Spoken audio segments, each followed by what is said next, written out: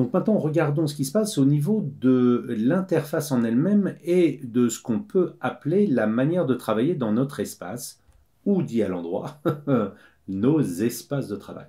En gros, qu'est-ce que c'est? Je n'arrête pas d'en parler dans les différentes formations que je fais, c'est fondamental, ça fait partie du range ta chambre, c'est de se dire, mon bureau il est ce qu'il est, mon bureau il n'a pas 36 millions de surface carrée, de kilomètres carrés, non, j'ai une place déterminée en fonction de mes besoins, et mes besoins c'est de travailler à un moment donné sur une tâche, et pas d'en faire une à côté, je travaille pour le moment sur une tâche.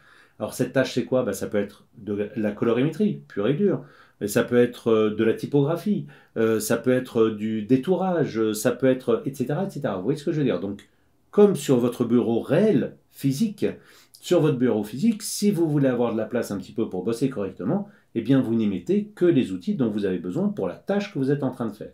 Donc c'est un petit peu ce que je vais vous montrer et comment est organisé Photoshop. Alors, dans un premier temps, je vais revenir et réorganiser tout ça pour le regrouper en un seul onglet. Et je vais venir ici. Et peut-être que vous aviez remarqué, je n'avais pas tout à fait le même aspect visuel que vous, jusque ces tout premiers films, mais là maintenant, je suis sûr d'avoir le même que le vôtre, parce que ça, c'est ce qu'on appelle un espace de travail qui correspond aux indispensables, aux outils indispensables dans Photoshop. Et comment je sais que c'est les outils indispensables?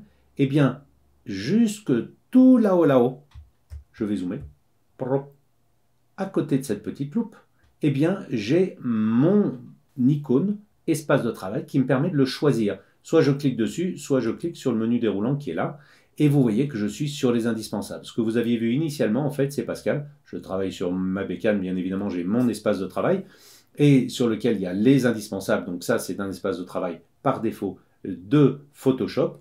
Et donc, j'ai cliqué dessus, et ça m'a donné un certain nombre d'outils à ma disposition et de positionnement d'éléments les uns par rapport aux autres. Et je vois par exemple que j'ai un panneau propriété, à côté il y a un panneau réglage, à côté il y a un panneau bibliothèque, et par exemple la bibliothèque, eh bien, ça reprendra l'ensemble de vos documents que vous avez à l'intérieur de votre bibliothèque dans votre Creative Cloud.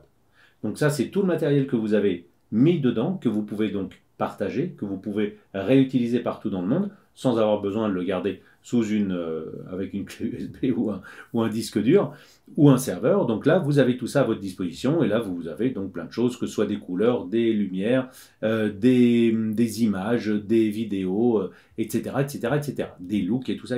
Bien. Je reviens sur les propriétés. Donc dans les propriétés, eh bien les propriétés, c'est ce qui sera en fait sélectionné grâce à mon outil de sélection dans mon espace ici sur mon plan de travail. Je vais sélectionner un élément et j'aurai l'information des propriétés de cet élément qui vont apparaître ici. Si jamais je veux un tout petit peu plus de place, eh bien comme par exemple cette couleur là, si je veux l'avoir un petit peu plus grand, eh bien regardez, là vous avez un groupe d'onglets, couleur, nuancé, dégradé, motif, là un groupe, propriété, réglage, pas un, et entre les deux vous avez une séparation. Et bien si je me mets entre les deux et que je tire cette séparation en deux, vous voyez que je peux redimensionner à loisir les panneaux pour avoir plus ou moins de lecture. Mais regardez ce qui se passe là, par exemple au panneau propriété, vous avez vu, j'étais à peu près ici, et bien si je le descends, j'ai d'autres informations qui viennent d'apparaître. Et si j'ai tendance à le fermer pour me donner plus de place sur le panneau d'en bas, eh bien plein d'informations n'apparaissent pas. Donc ça peut être un tout petit peu piégeux. Le seul truc qui peut vous le rappeler qu'il y a des choses en dessous, c'est que vous avez un ascenseur. Donc ça c'est comme bien, il faut avoir l'œil partout. Photoshop est super délirant pour ça. Toutes les zones de l'interface sont importantes. Toutes ont une utilité. Même les choses qui vous paraissent complètement surréalistes, comme par exemple cette partie grise là. Et ben ouais, cette partie grise ici, si je clique dessus, si je fais une certaine opération, j'aurai une information différente que si je clique là, que si je clique là, que si je clique là, etc., etc. Donc ça, c'est vraiment important. Maintenant, vous avez deux colonnes ici, une et deux. Et comment je sais que j'ai deux colonnes? Regardez, elles sont séparées par cette ligne noire. Cette colonne, comme son nom l'indique, est une colonne donc on peut l'agrandir et la rapetisser à loisir pour essayer d'avoir plus d'informations dedans. Parfait. Mais là, comme vous pouvez voir, je ne peux pas aller plus loin vers la droite pour refermer cet élément-ci en une colonne comme celle-ci est présentée. Et pour cause, en fait, pour cela, il faut que je clique sur les deux petits chevrons qui sont là. Ding. Et voilà. Là, j'ai réduit la taille de la colonne pour me faire plus de place ici. Et je peux, maintenant que je vois les noms, encore plus diminuer cet espace pour me libérer encore plus de possibilités de travailler dans mon espace de travail. Donc vous avez trois possibilités de taille de colonne, une avec icône, une avec icône et nom, et une avec les panneaux qui sont déployés. Maintenant, ces panneaux, si jamais pour une raison X ou Y, vous voulez déplacer un élément par rapport à un autre, et que vous voulez, pour une raison X ou Y, mettre par exemple vos bibliothèques, vous ne voulez pas qu'elles soient ici, mais vous voulez qu'elles soient avec ce panneau-ci. Donc, je vais prendre l'onglet du mot bibliothèque, je prends l'onglet, et regardez, je peux le prendre et déjà le transformer en une fenêtre flottante. Donc ça, c'est vachement bien. Et ensuite, je peux, si je veux, la réancrer autre part. Soit sur la première colonne, comme je le vois ici, vous voyez, ça fait une incrustation bleue. Si je lâche, eh bien, ça va se mettre sous forme d'onglet, vous voyez, sur cette colonne. Donc là, je peux la reprendre et la ressortir. Eh bien, cet onglet qui est ici, je peux là aussi le reprendre et le redéplacer sur un autre groupe d'onglets. Vous voyez que ce groupe d'onglets est entouré de bleu, ce qui veut donc dire que je vais le déposer dedans.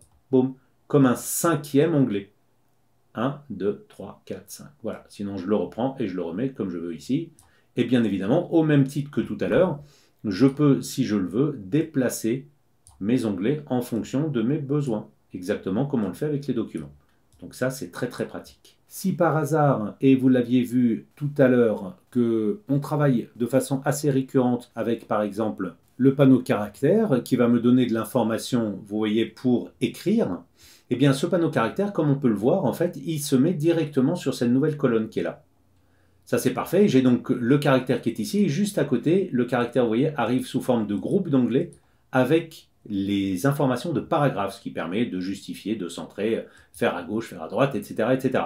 Et vous le voyez ici, l'icône paragraphe et l'icône caractère. Ça, je peux même l'agrandir, pourquoi pas, hop, et avoir l'information comme ceci qui apparaît. Si je clique dessus alors que je n'ai pas appuyé sur le développer les panneaux, eh bien j'ai un panneau qui apparaît à l'extérieur de ma colonne. Je referme ça. Si je clique sur caractère, vous voyez qu'il apparaît à l'extérieur. Ce sera encore plus visible si je referme complètement. Mais par contre, si je développe le panneau, boum, là en développant le panneau, chacun des panneaux s'ouvre indépendamment. Et là maintenant ça devient le big bazar parce que mon historique il est tout là-haut, il n'y a qu'un seul élément, une seule opération que j'ai faite, c'est-à-dire de l'ouvrir. Mais je peux, si je veux, fermer ce panneau historique, cliquer une fois l'ouvre, double-cliquer le ferme. Couleur pareil, double-cliquer le ferme, cliquer l'ouvre. Double-cliquer le ferme, cliquer l'ouvre. Donc je peux fermer, double-cliquer par exemple pour n'avoir que les calques à ma disposition. Et ici, je peux refermer cette colonne-ci en repliant les panneaux grâce à cette petite icône. Une fois qu'ils ont été dépliés, développés, je peux les replier. Et enfin, pour finir, c'est-à-dire qu'initialement, j'ai ouvert avec un espace de travail qui s'appelle les indispensables, qui existait tel quel, qui existait. Et maintenant, eh bien, ça a été modifié. Maintenant, qu'est-ce qu'on voit? On voit que cet élément-ci, il est ouvert, que j'ai rajouté caractère, paragraphe, que calque maintenant est comme ci. Donc, mon espace de travail a changé. Donc là, j'ai deux options. Soit, dans le menu déroulant, je réinitialise les indispensables. Dans ces cas-là, ça m'annule toutes les modifications de mon espace de travail que j'ai faites actuellement et ça me remet dans les indispensables qui a été créé par Adobe au départ, par Photoshop. Parfait, ça c'est génial, ça vous permet d'exploser vos espaces de travail et de revenir à quelque chose qui est calme, qui est tranquille, que vous connaissez par cœur, qui sont donc les espaces de travail de base. Ou alors l'autre possibilité, c'est que vous vous êtes organisé parce que vous aviez une tâche particulière à mettre des outils et des panneaux dont vous avez besoin, et dans ces cas-là, vous voulez enregistrer cet espace de travail comme un nouvel espace de travail, qui vous sera propre. Et c'est ce que j'ai fait moi avec ces espaces de travail Pascal. Donc regardons ce que c'est. Voilà, j'ai mis des espaces de travail Pascal. Comme vous pouvez voir, Il y a pas mal de choses dedans, très bien, mais c'est un petit peu un big bazar.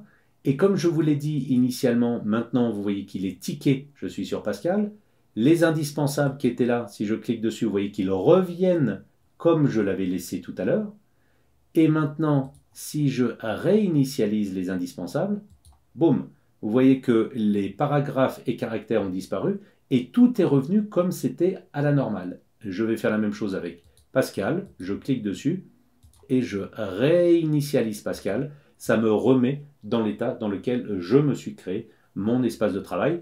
Vous ferez un arrêt sur image et vous irez voir un petit peu ce qui peut vous intéresser, ce que moi je me mets par défaut, c'est-à-dire l'historique, les actions, comme je vous l'ai montré là, les caractères et paragraphes, et ici ce sont les paramètres de pinceau, les pinceaux en eux-mêmes, et puis là le tampon, la source de duplication.